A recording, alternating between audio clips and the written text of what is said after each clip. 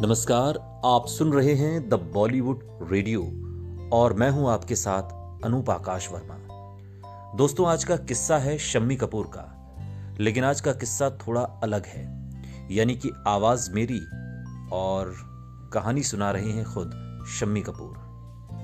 बोल शम्मी कपूर के हैं, आवाज मेरी, सुनिएगा। मैंने याहू पहली बार तुमसा नहीं देखा फिल्म में इस्तेमाल किया था।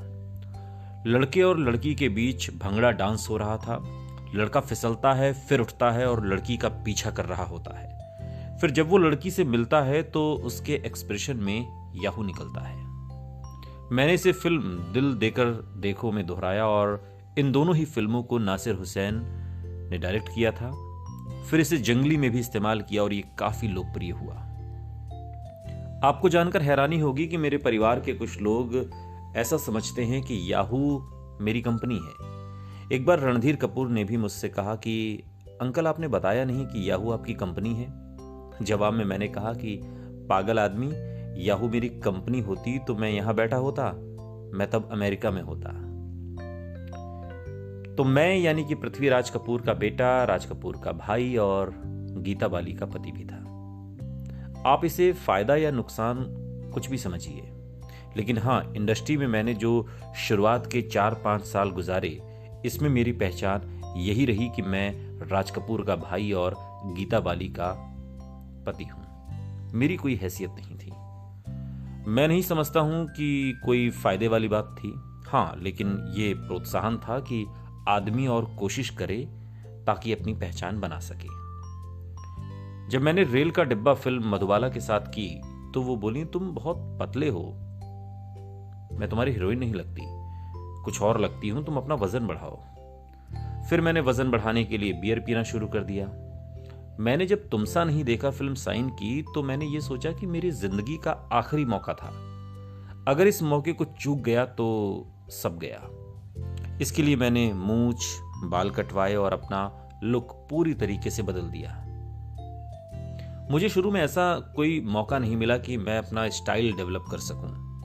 तुमसा नहीं देखा फिल्म में मुझे ये मौका मिला। म्यूजिक ने मुझे प्रभावित किया और हमेशा। डांस करना मुझे शुरू से अच्छा लगता है, लेकिन राज की बात यह है कि मुझे डांस करना अच्छा नहीं लगता।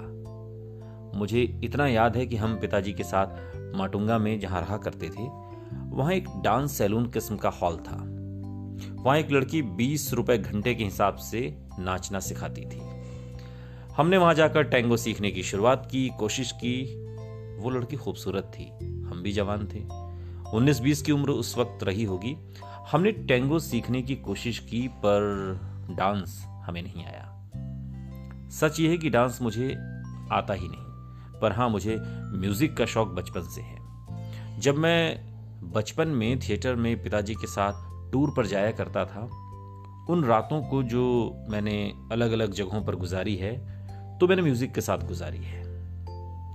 छतों पर चांद को देखते हुए मैं बजते म्यूजिक को अपने एक्सप्रेशंस देता था। म्यूजिक कोई सा भी हो, चांद को देखते हुए, ये करते हुए अगर किसी की याद आने की बात करूं तो तब से लेकर आज तक मैंने मधुबाला जैसी हसीन लड़की नहीं देखी। आजकल के जमाने में जो बात होती है वो पहले नहीं होती थी।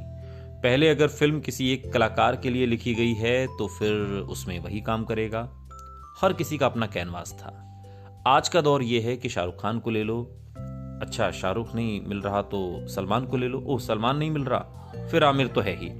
मैंने जो काम किए हैं एक्टिंग के दौरान, जैसे पहाड़ी से कूदना, नदी में छलांग, इन सब चीजों से मुझे चोटें लगी हैं। तो मैं जो करता था वो मैं नहीं कर पा रहा था, इसलिए मैंने एक्टिंग बंद कर दी। दुनिया घूम ली, जी भर खा लिया और पी लिया, सारे रंग देखे हैं जिंदगी में, हर काम कर लिया, मुझे किसी बात का कोई अफसोस नहीं। सुनते रहिए द बॉलीवुड रेडियो, सुनता है सारा इंडिया।